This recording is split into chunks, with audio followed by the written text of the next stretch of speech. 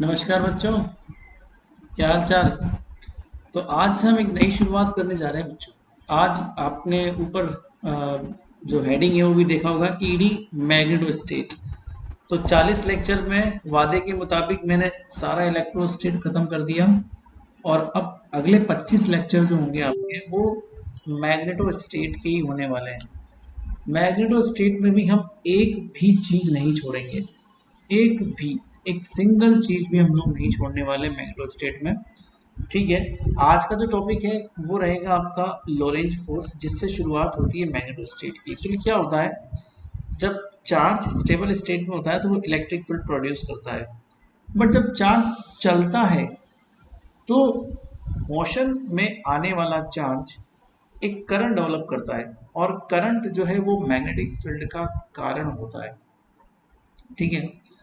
अब बच्चों, जब चार्ज चलता है, मोशन में होता है, तो वो इलेक्ट्रिक फील्ड के साथ साथ मैग्नेटिक फील्ड भी प्रोड्यूस करता है। तो इलेक्ट्रिक फोर्स क्यू ई और magnetic force q v cross B यहाँ पर डेवलप होता है, और उससे मिलके बनता है लोरेंज फोर्स। हमने क्यू ई का तो स्टडी कर लिया, बट हम अब लोरेंज फोर्स के अंदर आज पढ़ने वाले हैं magnetic force q v cross B के बारे में। आप देखें, एक्चुअली जब चार्ज स्टेबल स्टेट में था तो उसका वैल्यू केवल क्यू था, वहां वेलोसिटी नहीं थी। बट अब वेलोसिटी भी आएगी चार्ज की, इसलिए जो फोर्स का वैल्यू होगा वो क्यू वी क्रॉस बी यहाँ पर प्रोड्यूस होगा। और ये एक वेक्टर फॉर्म है, इसलिए इसके वेक्टर क्या गुल खिलाएंगे वो हम यहाँ समझने वाले हैं। समझ रही बात? तो बहुत बहुत इंपॉर्टेंट चीज है, ध्यान से सुनिए। चलिए, तो हेडिंग दे लीजिए आज। सबसे पहले लॉरेंज फोर्स जो आपका आज का हेडिंग है वही से शुरुआत करेंगे हम लोग।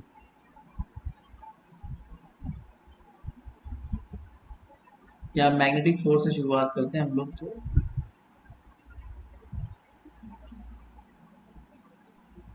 जो कि मूविंग चार्ज की, क्योंकि मैग्नेटिक फोर्स लगेगा तभी तो मैग्नेटिक फील्ड प्रोड्यूस होगा। जब मैग्नेटिक फील्ड प्रोड्यूस हो रहा है तभी तो फोर्स लग रहा है। तो आज का मुद्दा यही है, लिखो magnetic force in a charge Q.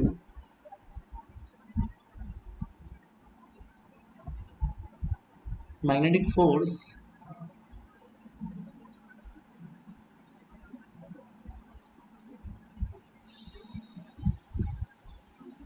On a charge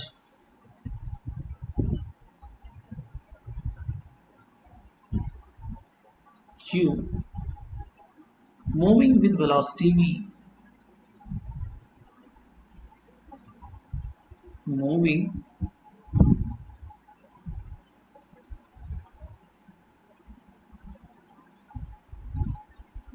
with velocity v in a magnetic field b in a magnetic field को मैं एम एफ लिखता हूँ, जैसे इलेक्ट्रिक फील्ड को ई एफ लिखता हूँ, ठीक वैसे ही मैग्नेटिक फील्ड बी इज। तो ये आपको खैर पता होगा, मैं आपको फिर लिखा दे रहा हूँ। एफ मैग्नेटिक, ये वेक्टर क्वांटिटी होती है, q of v cross B. ठीक है। और लॉरेंज फोर्स तो खैर जो होता है इलेक्ट्रिक फील्ड और मैग्नेटिक फील्ड दोनों का एडिशन होता है। So in the presence of both electric and magnetic field, in the presence of, अच्छा चार्ज हमने कैपिटल क्यू लिखा है तो बेटा यहाँ पे कैपिटल क्यू ही आएगा, जो चार्ज ले रहे हैं वही आएगा ना।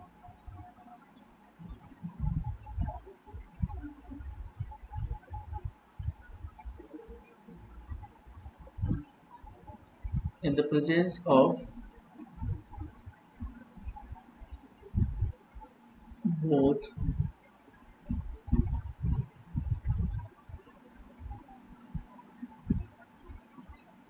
Electric and magnetic field,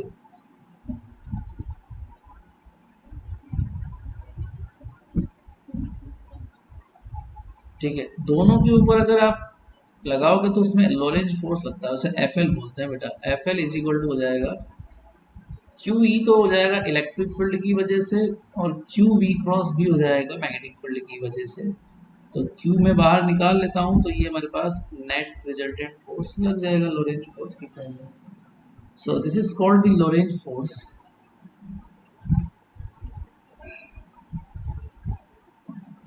This is called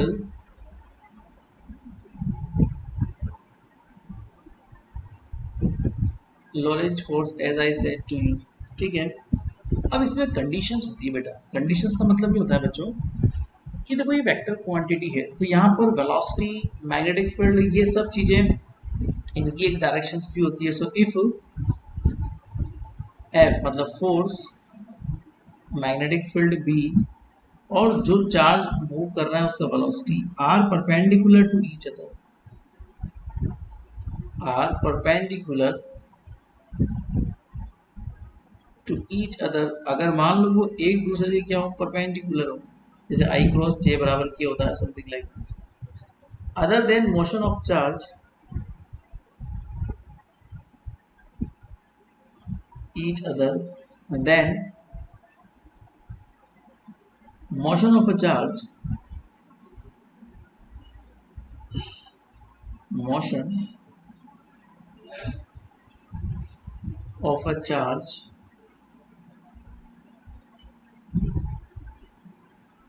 is circular. आई बात समझ में, सर्कुलर हो जाएगा. सिंपल सी बात है, ऑब्वियस सी बात है. चार्ज का मोशन मैग्नेटिक फील्ड में ही होगा, मैग्नेटिक फील्ड में होगा तो उसमें मैग्नेटिक फोर्स भी लगेगा, मैग्नेटिक फोर्स लगेगा तो इस तरीके से वो सर्कुलर मोशन को प्रोवाइड करेगा. जैसे मान लेते हैं हम इलेक्ट्रॉन के लिए बात करते हैं, नंबर 1.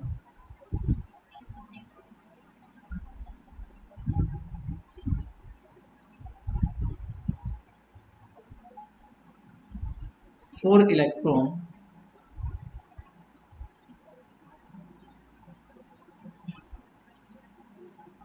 हमारे पास चार्ज जो है वो तो इलेक्ट्रॉनिक चार्ज है, दैट इज माइनस का ई. मैं ऐसा अज्यूम कर लेता हूँ कि वेलोसिटी जो है ना उसकी सपोज जे के डायरेक्शन में है और जो मैग्नेटिक फील्ड आप लोग लगा रहे हो परपेंडिकुलर टू ईच अदर है, इसकी ऑब्वियस सी बात है वो इसके कोई परपेंडिकुलर हम लोग के केप में ले लेते हैं. तो जो मैग्नेटिक फोर्स लगेगा यहाँ पे, जो मैग्नेटिक फोर्स यहाँ लगेगा वो देखना बच्चों, इलेक्ट्रॉन पर चार्ज माइनस का ई होता है, वेलोसिटी आप लोग वी नॉट ले रहे हो जे केप के अंदर, मैग्नेटिक फील्ड आप लोग ले रहे हो वी नॉट, इसको क्रॉस लगाओ, वी नॉट ले रहे हो के केप में तो वी नॉट तो कांस्टेंट होगा. जे केप क्रॉस के केप कितना होता है, अंदर बचेगा जे केप क्रॉस के केप. तो जे केप क्रॉस के केप होता है बेटा आई केप, तो इसका मतलब जो फोर्स लगेगा वो लगेगा आई केप, और नेगेटिव तो है ही सही, इसलिए माइनस आई केप दिशा में ये फोर्स लगेगा. डायग्रामेटिक फॉर्म में अगर इसको आप लोग बना के देखोगे तब भी कोई ऐसा बड़ा फंडा लफड़ा नहीं है, बन जाएगा आराम से. ये मान लेता हूँ मैं जे केप है, ये मान लेता हूँ आई केप है और ये मान लेता हूँ के केप है. एक्स वाई जेड डायरेक्शन मान लेते हैं ना हम लोग, तो ऐसा अज्यूम कर लेते हैं कि ये आई केप है एक्स डायरेक्शन, ये जे केप है वाई डायरेक्शन और ये जेड है. पार्टिकल मान लेते हैं यहाँ पर कहीं पर है तो फील्ड में लग रहा है, तो ऑब्वियस सी बात है पार्टिकल जब यहाँ आएगा, पहली बात तो उसकी मोशन सर्कुलर हो जाएगी, ऐसे मैं बनाता हूँ सर्कुलर, पता है ये परपेंडिकुलर में सर्कुलर होगा. तो पार्टिकल जब यहाँ पर है मान लो, अब वो यहाँ पर है तो ऑब्वियस सी बात है उसका वेलोसिटी कंपोनेंट जे केप में है, मतलब यहाँ कहीं पे वो वेलोसिटी में जा रहा होगा, है ना. और उसका फील्ड बाहर की तरफ लग रहा है के केप की तरफ, तो उस पर फोर्स जो जनरेट होगा वो यहाँ होगा माइनस आई केप में, ऐसा हम बोलना चाह रहे हैं. तो ये तो खैर नॉर्मल से एक वेक्टर के रूल है जो आपको वो समझ में आते हैं. अगर यही चीज प्रोटॉन के साथ होती या फिर किसी पॉजिटिव चार्ज पार्टिकल पॉजिट्रॉन के साथ होती जहाँ पर चार्ज प्लस ई होता है, तो इसका फोर्स वैसे ही अलग डायरेक्शन में, मतलब प्लस जे केप में, सॉरी प्लस आई केप में चला जाता. जैसे सेकंड केस लेते हैं हम लोग for proton.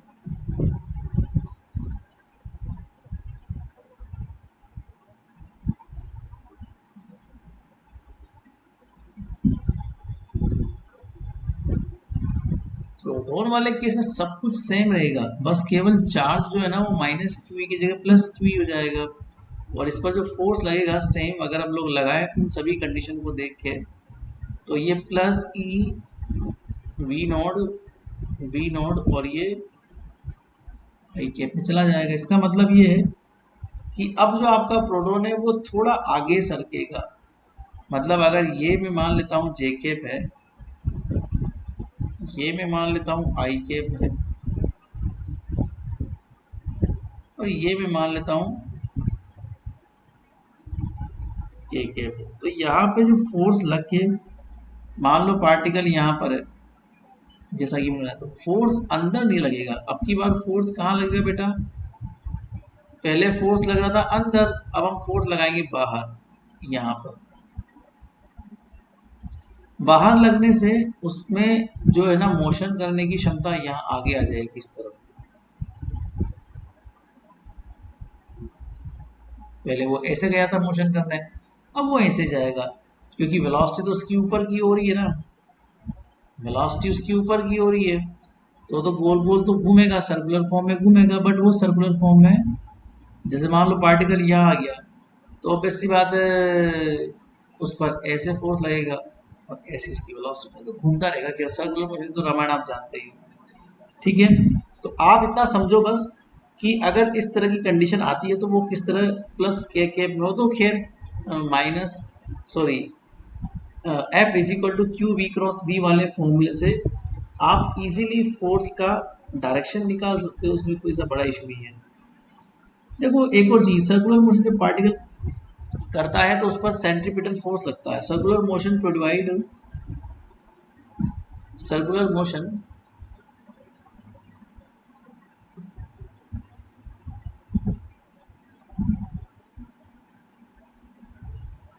Provided by magnetic field, और हमेशा सर्कुलर मोशन में एक सेंट्रीफ्यूगल फोर्स लगता ही रहता है जो रेडियल डायरेक्शन में होता है। तो सेंट्रीपिटल फोर्स क्या होता है? M v square upon r, जिस रेडियस में वो घूम रहा है, और वो परपेंडिकुलर है एक दूसरे के, तो क्यू वी भी तो होगा ही होगा। ठीक है ना, क्योंकि v B sine theta, sine theta मतलब जीरो, बी और बी के बीच का एंगल। ठीक है, तो ये रेडियल मोशन है, रेडियल डायरेक्शन में लगेगा ही लगेगा।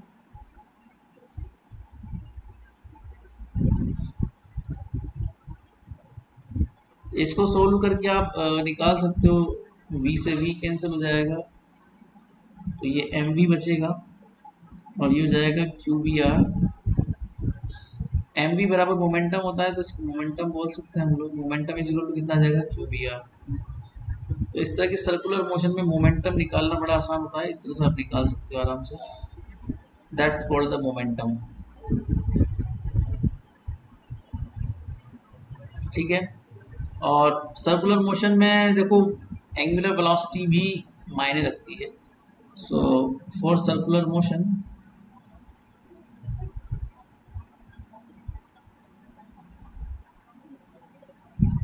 तो देखा जाए तो एंगुलर वेलोसिटी और लीनियर वेलोसिटी में रिलेशन होता है। तो यहाँ से हम लोग बोल सकते हैं कि अगर मैं बी की वैल्यू ऊपर बोलूँ तो एम बी का मतलब m B is equal to q B r. ठीक है, तो यहाँ से आपको तो खैर ओमेगा निकालना हो तो निकाल सकते हो, आर से आर कट जाएगा और ओमेगा इजीली निकल जाएगा।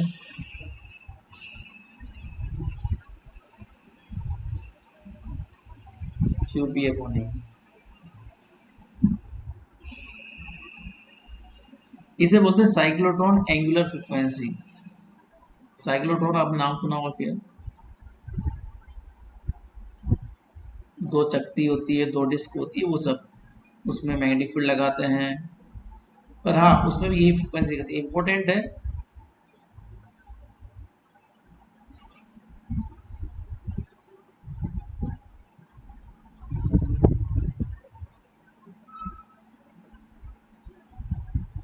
ठीक है, इंपॉर्टेंट है। तो आगे देखो, अगर मुझे लीनियर फ्रिक्वेंसी निकालनी तो ओमेगा बराबर होता है 2 पाई, और लीनियर फ्रिक्वेंसी 2 पाई एफ बराबर क्यू बी अपॉन एम। तो यहाँ से लीनियर फ्रिक्वेंसी निकल जाएगी, जिसे साइक्लोट्रॉन फ्रिक्वेंसी भी बोलते हैं। that is qv upon 2 pi m. That simple called cyclotron frequency.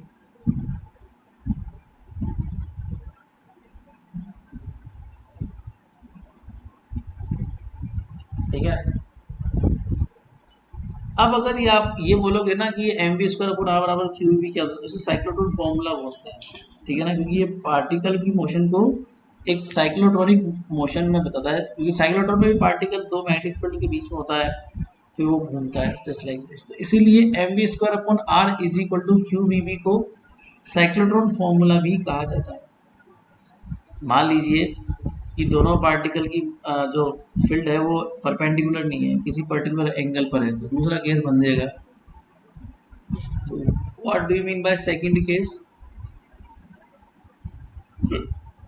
If F v B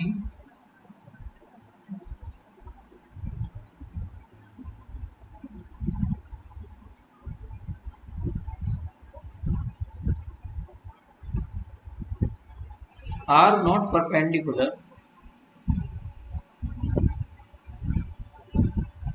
मतलब किसी एंगल पर है, then particle have helix motion, helical motion,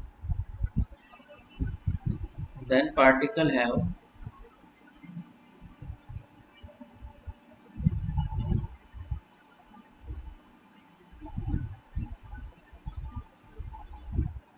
helical motion. समझाते हैं आपको।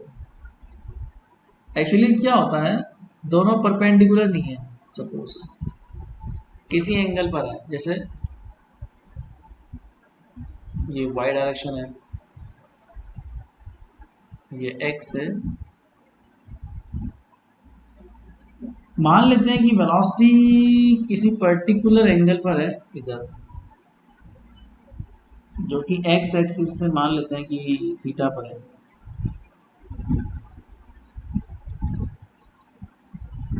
और जो जेड डायरेक्शन है ना आपकी, वो ये है।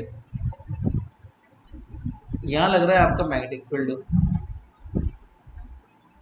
मैग्नेटिक फील्ड जेड में है, तो जेड का ऑपोजिट डायरेक्शन में मान लेता हूँ यहाँ पर कहीं होगा, पीछे की तरफ। अब मैं पीछे कैसे बना के दिखाऊँ आपको?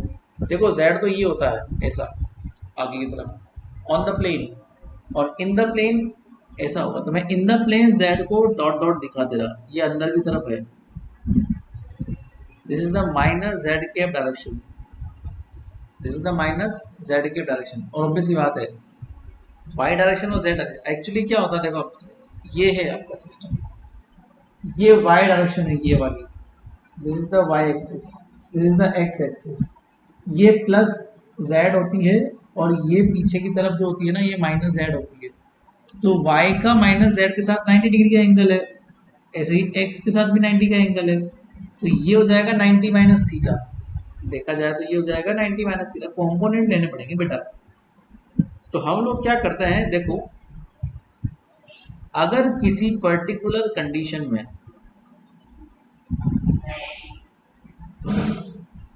v is parallel to b, v is parallel to b, suppose एक बार के लिए, तो यहाँ पे हमको एफ जीरो मिलेगा, ये तो श्योर है, कोई फोर्स लगेगा ही नहीं। बट अगर ये किसी कंपोनेंट के यहाँ हुआ मान लेते हैं, तो हम लोग यहाँ पर क्या ले सकते हैं, v क्रॉस v बराबर होता है वी बी साइन थीटा। ठीक है, बट हाँ जो मोशन सर्कुलर, जो परपेंडिकुलर कंपोनेंट होगा मैग्नेटिक फील्ड के, जो इसको थोड़ा घुमाएगा, दो चीजें होंगी देखो, एक तो पार्टिकल घूमेगा भी सही, और एक पार्टिकल आगे भी बढ़ेगा। This is called the helical motion. इसमें पार्टिकल घूम भी रहा है हेलिकल मोशन में, और पार्टिकल आगे भी बढ़ रहा है, ऐसा कुछ है ना। तो ये जो डिस्टेंस होती है कि वो यहाँ से चला और यहाँ तक पहुँच गया, इस डिस्टेंस को मैं a1 बोल देता हूँ। ठीक है, ऐसे ये डिस्टेंस आगे से आगे बढ़ते बढ़ते आगे जाएगी। बट प्रॉब्लम ये है कि इसमें पार्टिकल घूम भी रहा है और इसमें पार्टिकल आगे भी बढ़ रहा है, दोनों बातें हैं ना। पार्टिकल घूम भी रहा है और पार्टिकल आगे भी बढ़ रहा है। ठीक है, तो इस स्थिति में एक जो कंपोनेंट है इसका वेलोसिटी का, वो यहाँ पर हो जाएगा v कोस थीटा, और यहाँ हो जाएगा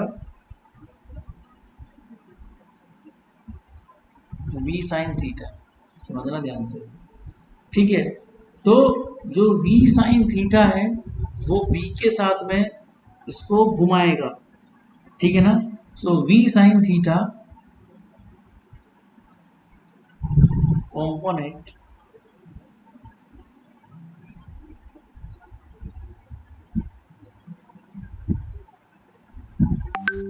provide circular motion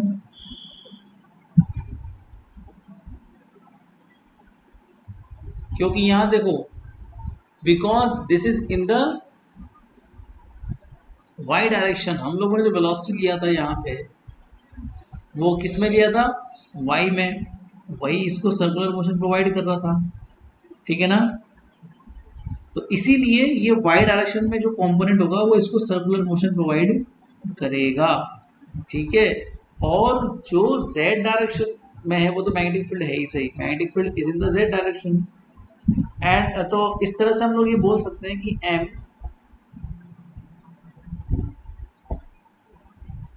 are omega जो सर्कुलर मोशन देगा वो होगा वी साइन थीटा, और जो हमारे पास होगा m B square upon r, m B square upon r is equal to q v B.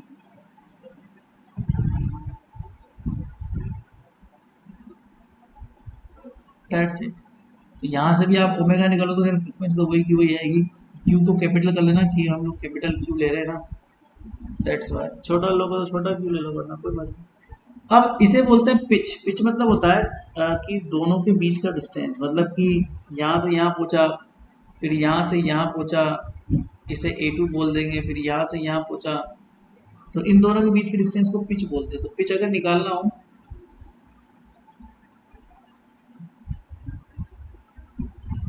तो वो हो जाता है A1 A2 दोनों के बीच के डिस्टेंस, चूड़ी अंतराल, या A2 A3, ये सब। तो ये डिस्टेंस है बेसिकली। तो डिस्टेंस जो होती है ना बेटा वो होती है वेलोसिटी। अब वेलोसिटी जो काम कर रही है आगे भेजने के लिए वो है v कोस थीटा, जो उसको आगे फॉरवर्ड कर रही है, ये A2 है, ये A3 है, ऐसा। तो आगे फॉरवर्ड कर रही है v कोस थीटा, और मल्टीप्लाई विद द t कि वो कितना टाइम पीरियड दे रही है घूमने के लिए, तो वो कहलाएगा टाइम पीरियड। एक बार पिच से सवाल पूछा है, पिच क्या होता है। यानी तो v cos theta works for forwarding for force the charge in forward direction. ठीक है ना, तो आगे बढ़ाने के लिए काम कर दिए वो। हिंदी में लिख लो कि v cos थीटा चार्ज को आगे बढ़ाने वाला काम कर रही है।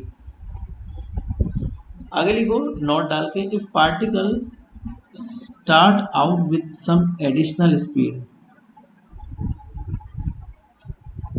एक नोट डालो,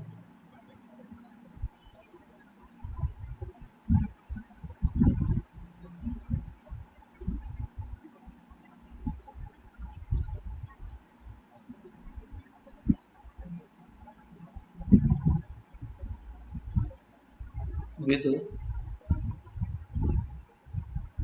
some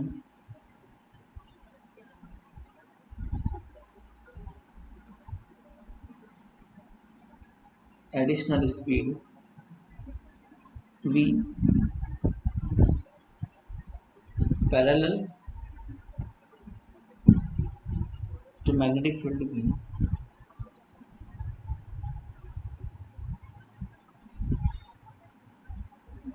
this component of motion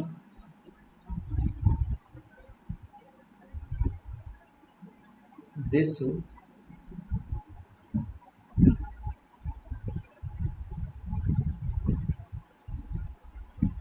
component of motion is unaffected by magnetic field।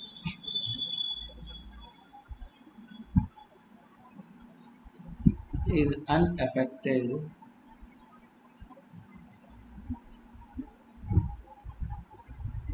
by magnetic field and the particle is in a helical path.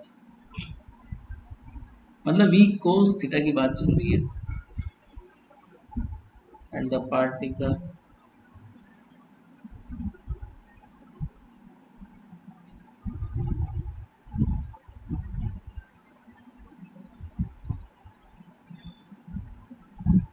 मतलब v cos थीटा की बात चल रही है। तीसरा एक और हम लोग उदाहरण लेते हैं, थर्ड। इसमें हम लोग क्या करेंगे, इलेक्ट्रिक फील्ड को भी लगा देंगे मैग्नेटिक फील्ड के साथ साथ। तो इलेक्ट्रिक फील्ड क्या करेगा, मैग्नेटिक फील्ड के साथ साथ लगेगा तो ये एक साइक्लोइड पाथ देगा। लिखो, if particle move in presence of electric field, if particle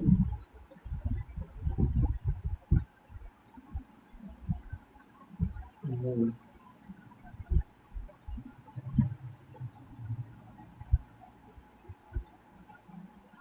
in presence of electric field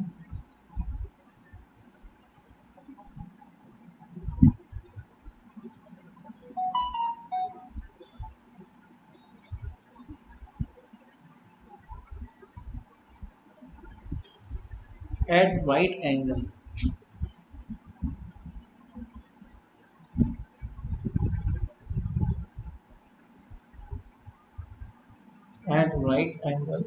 to the magnetic one,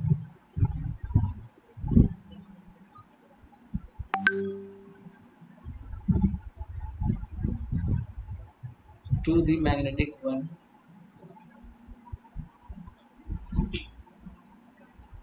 if B points in the x direction, मतलब मैग्नेटिक फील्ड की बात कर रहा है।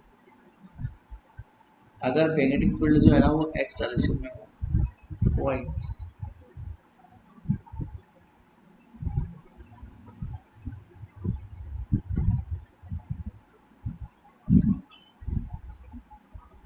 in the x direction and E is in the z direction, तो electric field जो है वो z में है,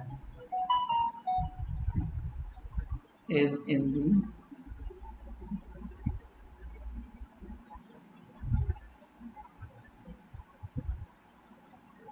z direction. The particle in rest is and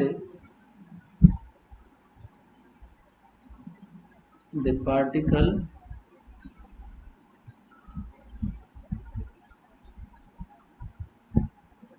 release at the origin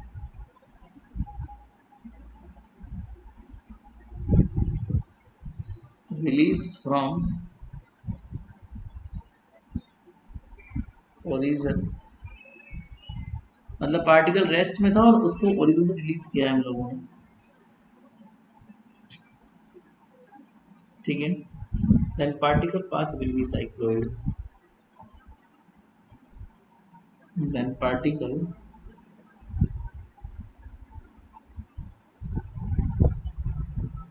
path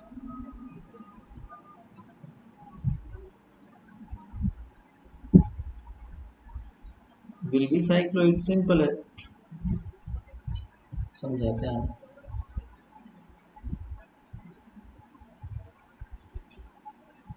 cycloid ऐसा होता है बेटा, ऐसा ऐसा बात होगा, ये वाई डायरेक्शन में है, ये एक्स डायरेक्शन मान लेते हो, ये जेड मान लेते हो। तो जेड में आपका है इलेक्ट्रिक फील्ड, एक्स में है मैग्नेटिक फील्ड, तो पार्टिकल का मोशन वाई में होगा। एक और बहुत सिंपल सा फंडा है, देखो मैग्नेटिक फोर्स की जब बात आ रही है तो इलेक्ट्रिक फील्ड क्या होता है, पार्टिकल को ना डिस्प्लेस करता है, पार्टिकल को आगे भेजता है, पार्टिकल को एक्सेलरेट करता है। बट जब यही कॉन्सेप्ट बात करते हैं मैग्नेटिक फील्ड के लिए कि भैया वो क्या काम करता है, तो जवाब निकल के आता है कि वो कोई काम नहीं करता। कोई काम नहीं करता मतलब magnetic field do not do any work. इसके दो रीजन मैं आपको समझाता हूँ। पहला ये है कि जब वर्क होता है ना तो उसका फॉर्मूला होता है force into displacement.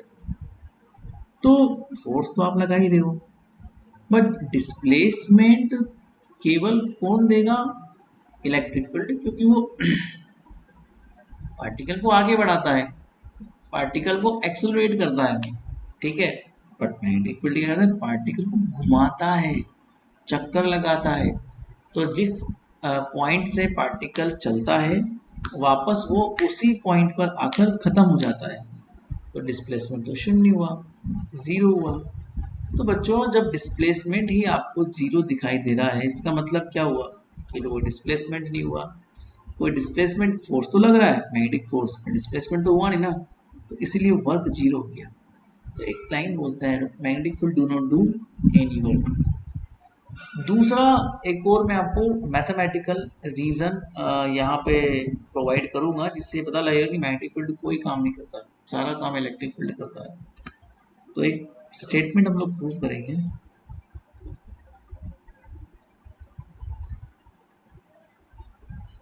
Magnetic field या मैग्नेटिक फोर्स की बात करते हैं, मैग्नेटिक फोर्स भी कोई काम नहीं करता, magnetic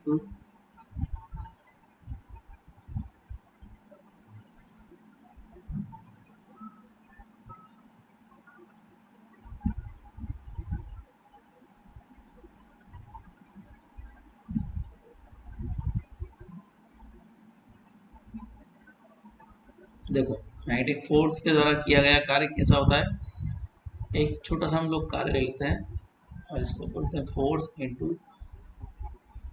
displacement F dot D x. तो एफ होता है क्यू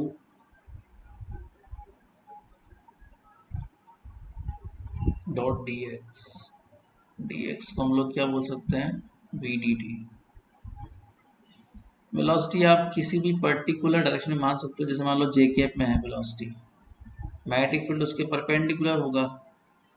तो अगर ये जे कैप में है, मैग्नेटिक फील्ड को के कैप में रहता है हमेशा की तरह, तो ये जाएगा जे कैप में। तो जे क्रॉस के क्या होता है? ये तो खैर स्क्वायर फॉर्म में हो गया, इसको बाहर निकाल लो। तो ये आई कैप हो गया और डॉट ये जे कैप यहाँ पे चली रहा है, दोनों में 90 डिग्री एंगल होता है, तो कोस 90 का वैल्यू कितना होता है? जीरो होता है, तो इसीलिए ये जीरो हो जाएगा। So this follows that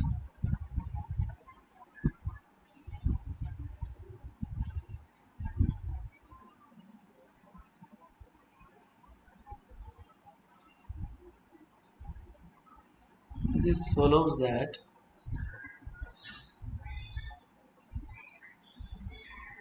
V cross B is perpendicular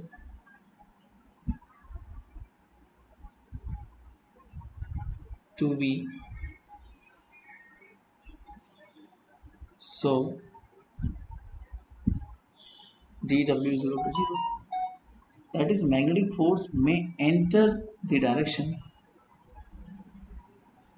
that is magnetic force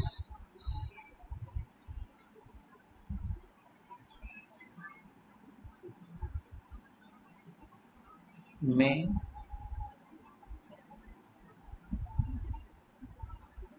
enter the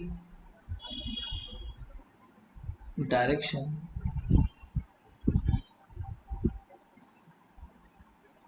in which a particle moves,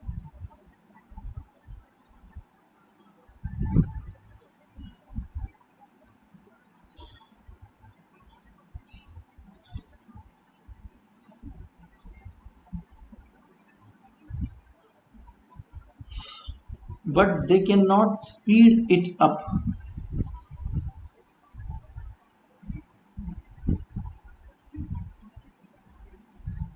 But they cannot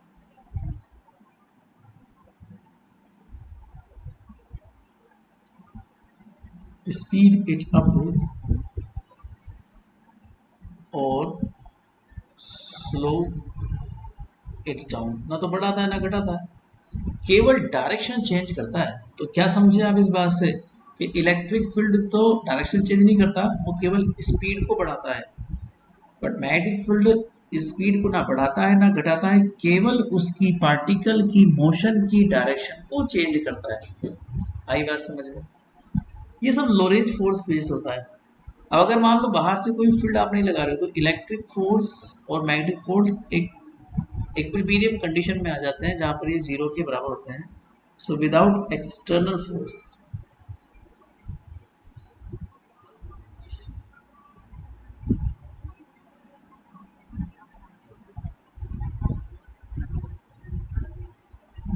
the fact that magnetic force do not do any work, इससे सिद्ध होता है the fact that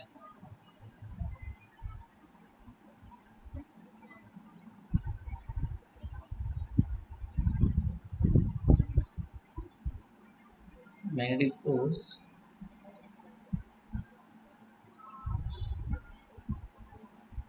समझ गए कि नहीं समझे? बहुत सिंपल कॉन्सेप्ट। तो इस तरीके से लॉरेंज फोर्स खत्म होता है। लॉरेंज फोर्स बच्चों आप लोग क्या क्या समझे? तो आप लोगों ने ये समझा बच्चों लॉरेंज फोर्स में कि लॉरेंज फोर्स में इलेक्ट्रिक फोर्स मैग्नेटिक फोर्स दोनों होता है, जहाँ पर मैग्नेटिक फोर्स ज़्यादा इंपॉर्टेंट है क्यू वी क्रॉस बी, क्योंकि उसको हम लोग पढ़ते आ रहे हैं। सॉरी, इलेक्ट्रिक फोर्स को पढ़ते आ रहे हैं, मैग्नेटिक फोर्स को पहली बार पढ़ा है। तो इस बात को आपको ध्यान रखते हुए और आगे चलना है, ठीक है ना?